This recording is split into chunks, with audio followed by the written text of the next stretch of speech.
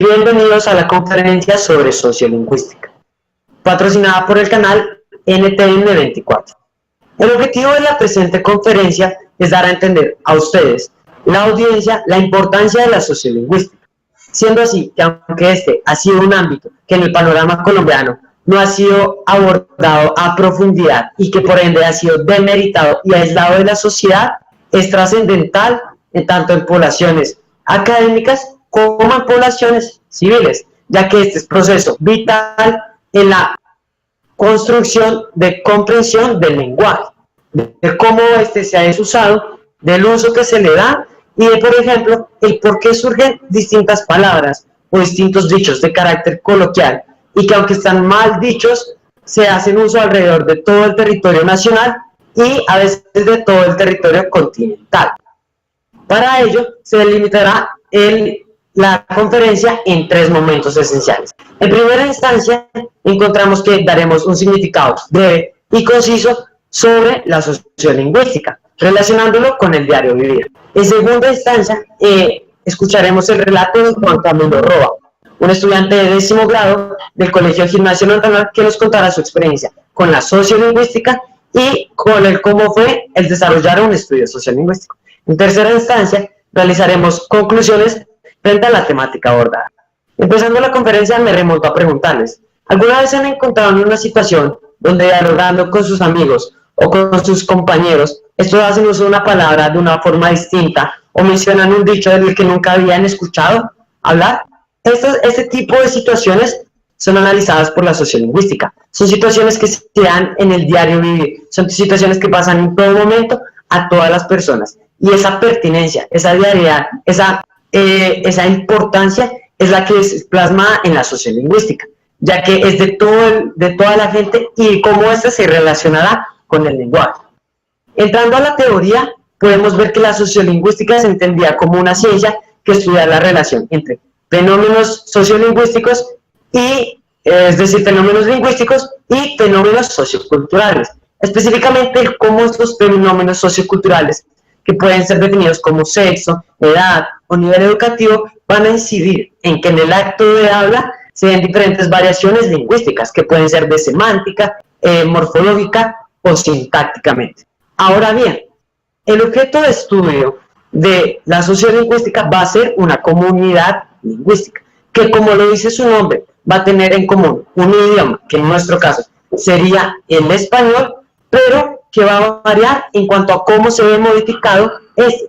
Entonces, es así que nosotros le agregaremos el nombre de un español difuso por diferentes poblaciones y por diferentes creencias. Ahora bien, continuando con la conferencia, pasaremos a la segunda parte, escuchando a Juan Camilo Roa y su experiencia con su estudio sociolingüístico. Cómo fue todo lo que ocurrió, nos va a contar diferentes anécdotas y nos va a contar, en general, qué es un estudio sociolingüístico. Adelante, Juan Camilo.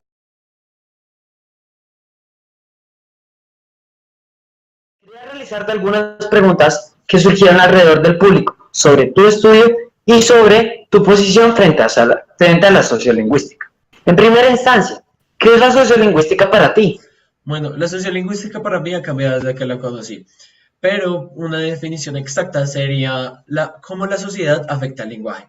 Digamos, ya sabemos que hay muchas culturas hispanohablantes, entonces es normal que los significados de algunas palabras difieran. Esto se explica por la sociolingüística. Y digamos, el mejor ejemplo es como en México y Colombia la palabra coger significan algo distinto. Muy interesante. ¿Has tenido algunos antecedentes o bases anteriores que te permitan la construcción de este conocimiento y que te hayan sido útiles para el desarrollo del estudio sociolingüístico? Sí, efectivamente, dos libros. El primero de ellos es Sociolingüística, Teoría y Análisis, el cual específicamente el capítulo 2 fue el que me ayudó, principalmente porque este da consejos y te enseña cómo hacer un muestreo al azar y cómo analizar los datos eficientemente. Y pues fue de mucha ayuda para poder entender la sociolingüística. Y el otro ya es un estudio completo, el cual se llama El español hablado en Bogotá, donde explica cómo la pronunciación de un viejo puede diferir a la de un niño. Entonces es un estudio bastante interesante. Digamos, también lo más importante y más recalcable de este texto es que utilice su estructura. Entonces mi estudio es muy parecido porque es una manera fácil de explicar la sociolingüística. Exacto, Juan Camilo. Prosiguiendo más al estudio y adentrándonos más a este, ¿qué tema fue el escogido para el estudio y por qué lo seleccionaste? Bueno, después de leer sobre estos dos libros, me di cuenta que había una iglesia cerca a mi casa y dije, si hay un flujo de personas tan grande, ¿por qué no hacer un estudio sociolingüística ahí? Entonces, el porqué de esto es más que todo porque me interesaba. Y también la sociolingüística hizo algo que otras materias o otras ramas de la lingüística nunca hicieron. Y pues la verdad me interesaba. Entonces simplemente salí a la calle a encuestar. Entonces podríamos decir que el tema seleccionado fue la religión y que la comunidad de habla fue esa iglesia que tú mencionas que estaba cerca, que si no mal recuerdo se llama la iglesia del lugar de su presencia. Efectivamente, Juan David. Bueno, entonces el muestreo que yo utilicé fue el muestreo intencional al azar. Pero creo que tú ya sabes sobre él, ¿me equivoco? Efectivamente, Juan Camilo. Según yo entiendo es la mezcla entre el muestreo al azar y el muestreo intencional. Este será una mezcla donde el intencional se caracterizará porque asumo que ustedes escogieron una población específica y realizaron las encuestas o la toma de datos con base a esa población, siendo así que ustedes serían los que escogían la población a la que se iba a asignar el tipo de datos y el tipo de cuestionarios. Pero en cambio creo que cuando se refiere al azar, será que otra parte de la información, alguna parte como lo podría ser el nivel educativo, estaba dado o estaba dependiente de los factores ya intencionados. Efectivamente. Ahora bien, ¿qué tipo de toma de datos recurrieron? ¿Una entrevista, una grabación o un cuestionario? Bueno, recurrimos a una encuesta. La verdad fue muy sencilla y solo constaba de 5 preguntas para las 5 variaciones lingüísticas. Es muy sencilla, pero como dato curioso, tuvimos un problema con la seguridad, o bueno, tuve un problema con la seguridad de la iglesia, y es porque ellos eran muy radicales y pensaban que toda esta información podía afectar de algún modo a la iglesia. Y entonces llegué hasta un punto de preocuparme porque borraron mi información. Lo bueno es que nunca se dio ese escenario, y bueno, para seguir con esto, quisiera explicar sobre la sintáctica, que fue donde más hubo una influencia de la iglesia. Entonces, no sé si tengas algún problema de que ahora yo me dirija directamente a la audiencia. Claro, con mucho gusto. Prosigue.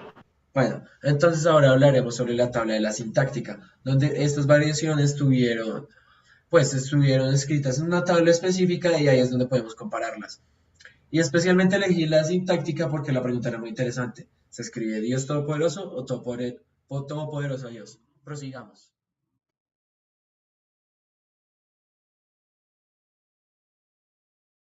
Vamos a ver aquí, tenemos las 4 variables y las 2 respuestas y nos damos cuenta que Dios Todopoderoso es la moda, mientras que Todopoderoso Dios tiene una frecuencia muy baja.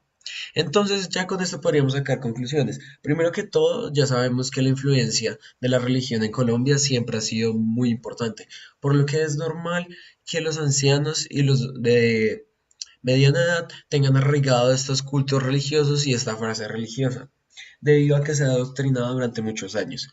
Y segundo, también aunque el papel de la iglesia haya bajado, sigue siendo muy importante en la familia como cultura religiosa. Entonces podemos ver que tanto ancianos, mediana edad y niños siguen teniendo los mismos patrones porque sigue siendo algo.